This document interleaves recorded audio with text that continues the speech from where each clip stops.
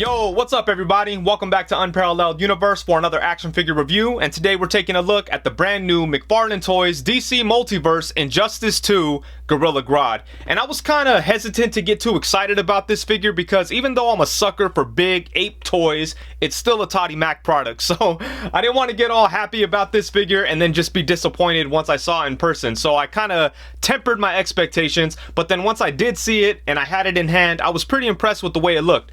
And I was also really excited to find something new at a local Target, so that probably added to the, you know, how hype I was when I bought this figure. So anyways, I am happy to talk about it because I think he looks pretty good, and spoiler, I've already opened them and had some fun with it, so I know that I like this figure. But let's go ahead and get into it, starting off with the packaging. It does have your standard Toddy Mac style packaging. You are able to see the figure through the window. It does have a good cardboard to plastic ratio. It's probably 30% plastic, 70% cardboard, so it's very eco-friendly and very nice, very green of Toddy Mac and Company. So I'm happy about that. And the figure does look good in there, even though you could tell right off the bat that he does look smaller than he should be. But you know, it is what it is. We'll get to that when it comes to the size comparisons. But I do think that he looks cool inside the box. Right here it does say DC Multiverse Gorilla Grodd. On the side it says Gorilla Grodd. On this side it says Gorilla Grodd Injustice 2. On the back we get an actual shot of the figure itself and not a comic book image. So I thought that was pretty interesting. And then down here we get some comic book images of some other figures that were recently released by Toddy Mac. And yeah, that's about it for the packaging. So let's go ahead and bust out Gorilla Grodd and take a look. And this is a very impressive figure. He's got a lot of nice sculpting work, a lot of great detail, but that's not really a surprise because generally McFarlane Toys does a good job when it comes to the sculpt. But where this figure caught me by surprise is the fun factor. I'm really enjoying just kind of messing around with him, and he's a lot more fun than other McFarlane Toys figures that I purchased in the past. And I think I'm kind of overlooking certain limitations because he's a big gorilla with a bunch of armor. So some of the limitations don't bother me as much as they would on Batman or the Flash or a character that's a little bit more agile. With Gorilla Grodd, he's got a bunch of armor, so the fact that, you know, he doesn't crunch forward all that much doesn't really bother me too much. And I think just in general, I'm having a lot of fun just messing around with him, and you could actually get him into some great poses, and he just always looks great. Like, I love the way they hit all the articulation inside of the sculpt. There's nothing ugly. Everything just looks really good, and he's still fun to play with. So that's kind of rare when it comes to McFarlane Toys figures, you know? And they did a really nice job with the sculpted detail on Grodd. Starting off with the helmet here, you could see that there's a bunch of designs and patterns sculpted in there. It all looks really nice. Check all that out. And then moving down into the fur is sculpted very well too, but there's not a whole lot of paint on it. There's no dry brushing or anything like that to bring the details out, but you could tell that it was sculpted very well. And then on the chest plate too, we have some cool patterns and all kinds of crazy designs on there, so it does look really nice. And the armor pieces, they kind of have like a gold shiny look to them, a slight gold shiny look. You could still tell that it's plastic, but you could also tell that they tried to make it look a little different and try to give it like a realistic gold look. So I can appreciate it. I think it looks pretty good. Check out all the designs on there. That looks great. And then check out the arms. Look at the skull. That looks dope. And then we have some spikes on the shoulders. And moving down into the forearms here, we've got some cool designs. And then checking out the hands, I really like how each one of his fingers has a little golden armored piece on it. That's cool. Let's see what else we got going on here. A lot of great sculpted detail. Ooh, look at that. Man, yeah, they killed it with the sculpt. Good stuff. And moving down to the lower legs here, we have some more armored pieces. He kind of has like a spike coming up from his shin there, or like around the knee, I guess. And then I like how he has the one armored piece on one of his toes. And the rest of the toes are sculpted very well too. You can see some wrinkles and stuff like that. They do look like an actual gorilla's toes. The head sculpt is awesome, and I like the screaming head sculpt because you could do a lot of good stuff with it, like fighting pictures and things like that. But it would have been nice if he came with a calmed down, like relaxed head too. But this head sculpt is very nice. It's kind of hard to see the details because the helmet is on and there's a bunch of shadows, but you can see that his mouth is open. You can see the teeth, the tongue. It looks really nice. And then he has the red eyes. So I do like this head sculpt a lot, but it would have been cool if he came with an additional head sculpt where he was a little bit more relaxed. But this is awesome. And in general, it's just a really, really good looking figure. And as far as accessories go, Gorilla Grodd comes with pretty much jack shit. He comes with the card and the base that a lot of McFarlane toys come with. So, I mean, that's cool, but I really wish that he came with like a weapon, like maybe a big mace or like an axe or something cool like that. Or an extra head. An extra head would have been awesome. Like, that way we don't have to have him screaming all the time, you know? So he could be like cold and calculated, just like a serious face, or just like an unhelmeted head or something. That would have been dope. But yeah, they did not throw any of that in here. All we got was the card. And I do appreciate the cards, you know, because they give us some information and things like that. So I do like the trading card, but I would have preferred an extra head or maybe some extra hands, because these hands are very small and it's hard to even give him like other characters' weapons. I tried to put a Mythic Legion's hammer in his hand and that was tough. It would like barely fit. It was like stretching the fingers and stuff like that. So, you know, maybe some extra hands so we could kind of give him our own weapons, since he didn't come with any of those. So they definitely kind of dropped the ball when it comes to the accessories. But, you know, maybe it's because they put so much into the armor and everything else, you know. But he definitely could have benefited from some accessories. And so here's why I think that most people are going to be very disappointed with this figure, and that would be the scale. Because as you could see, he does look pretty small compared to the McFarlane Toys Flash. And I know that Grodd is often drawn different sizes depending on the era, depending on the artist, and depending on what you're looking at, whether it's comics, TV shows, or animation. Whatever it is, it seems like him, much like other big monstrous characters, are often drawn different sizes.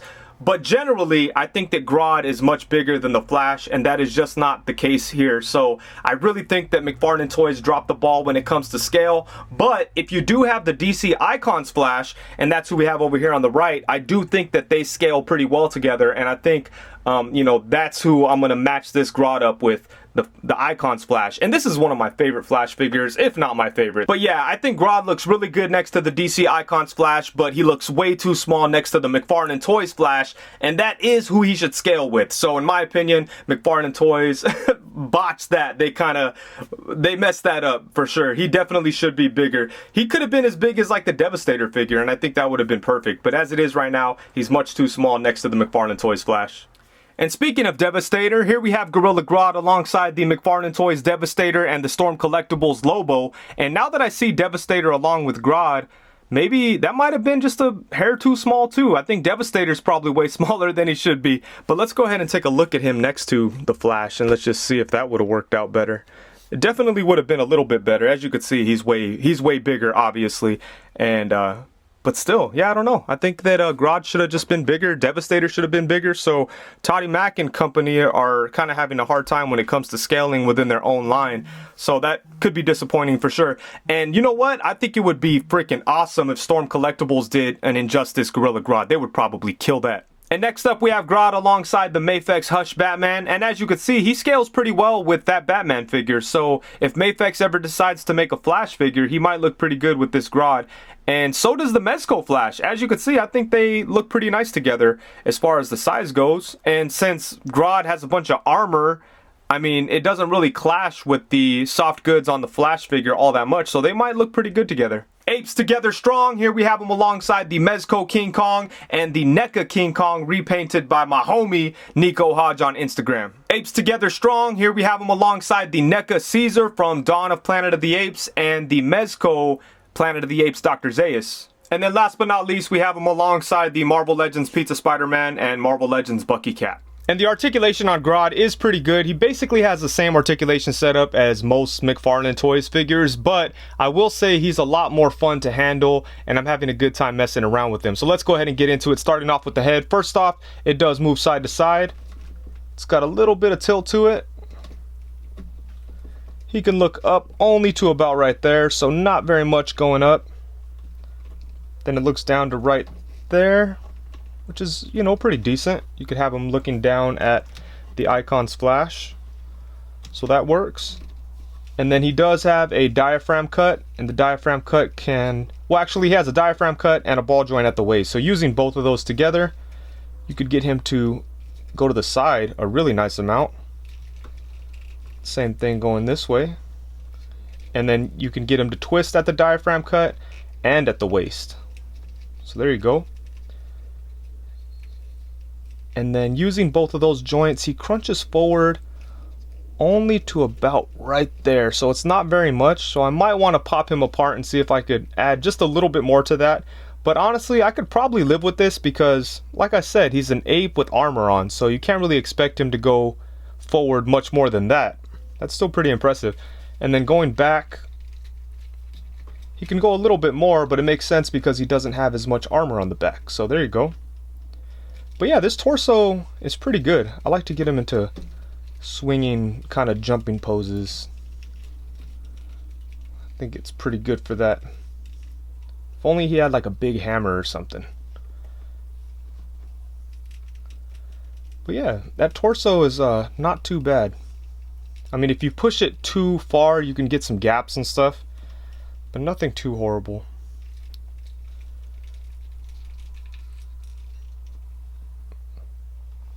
There you go. Pretty good stuff there.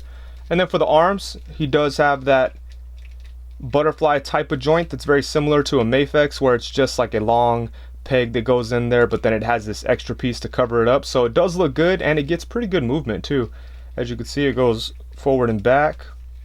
And then his arm is on a ball joint, so it does go all the way around.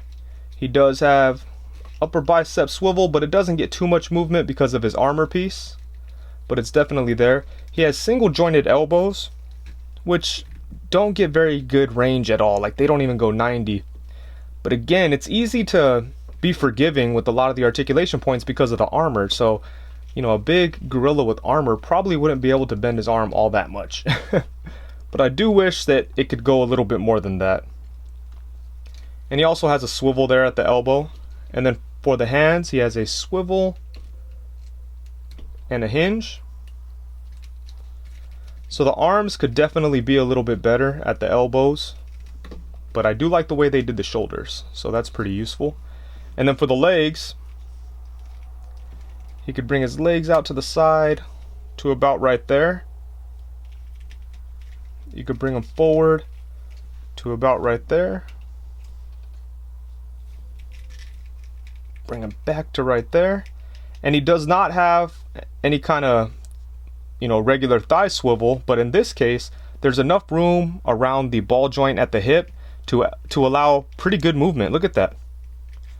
Now, if Toddy Mac did that every single time, I would not complain about the lack of thigh swivel. That's pretty good. Get some really good movement out of that. Can we get him to sit down? Let's see. Gets a little crazy. Look at that gap. Oh, look at that. Oh man, that works, huh? Whoa. Might have to lean him forward a little bit to get him to stay, but yeah, there we go. So yeah, these hips aren't too bad. Man, yeah, like I said, if they did this every time, I'm sure they would get a lot less complaints. And then at the knee, we have a single jointed knee, which can't really go straight. It's kind of pre-bent, but you know, it doesn't bother me too much. Then it bends a little bit more than 90, which is nice. And oh yeah, it looks like there's a swivel there too. And then at the foot, what do we got going on here? So there's no swivel at the foot itself, but we do have rocking ankles, which is nice. And then his feet can go forward a really good amount. They could come up to about right there, but then it's stopped by the armor. And then he does have toe hinge. So yeah, they did a good job with the articulation on him. I think the only area where I feel like it's slightly lacking is the elbows, really. I mean, if he had a little bit more movement in the elbows, I'd be really happy. I mean, for the most part, I'm already pretty happy with how it is, but when I get to the arms, that's where I get kind of like, I wish there was a little bit more going on here. So I don't know if it could be modified though. It's going to be tough. I might want to try though, you know, we'll see. But yeah, as it is, he's got some great articulation and he's a lot of fun to play with. So yeah, I'm having fun with them for sure. Alright, so overall, at the end of the day, when the dust settles, smoke clears, curtains close, and all that good shit, I'm really happy with this figure. I think that Toddy Mac did a great job with it, and it's a pleasant surprise because I was kind of half expecting just to be disappointed with this, you know? I saw when it was revealed and I was like, it looks cool and it could be cool, but I've been let down too many times before to get too excited about it. But once I had it in hand and took him out of the box, I was very impressed. He's a really fun figure to play with, and that's not something that I could say very often when we're talking about McFarlane Toys figures. And he does look really good too. A lot of good sculpting, a lot of nice detail. I love the way the armor looks. I like the way the fur looks. He has a good head sculpt. It's a really nice looking figure, and he's fun to play with. So it was a pleasant surprise. Really, where he's lacking is definitely accessories. He should have come with an extra head, some weapons. They could have thrown a bunch of cool things in there, but they left it a little bare, and maybe it's because of the amount of detail that they put into the sculpt and stuff like that. So that's understandable, but it would have been nice if he came with some type of accessories. I think that would have made this figure perfect for me. I know one thing that a lot of people are going to dislike is the scale, and yeah, I'm definitely going to say that they dropped the ball when it comes to the scale. He's way too small. He definitely should be a lot bigger than Flash, and that's just not the case. So that does kind of suck. Luckily, I have the DC Icons Flash, so I can match them up with that. But for people that only have the McFarlane Toys Flash or like other 7-inch scale flashes, this guy's not really going to work. I mean, unless you get tricky with posing and perspective and things like that, you could definitely make it happen, but it might take a little more work than it should. So I really do think they did a bad job with the scale. So that does kind of suck. It would be nice if they revisited Gorilla Grodd and gave us a big, nice Gorilla Grodd. But as it is right now, I'm really happy with this figure. I think they did a great job with it, and I hope to see more figures like this from them in the future. And with that,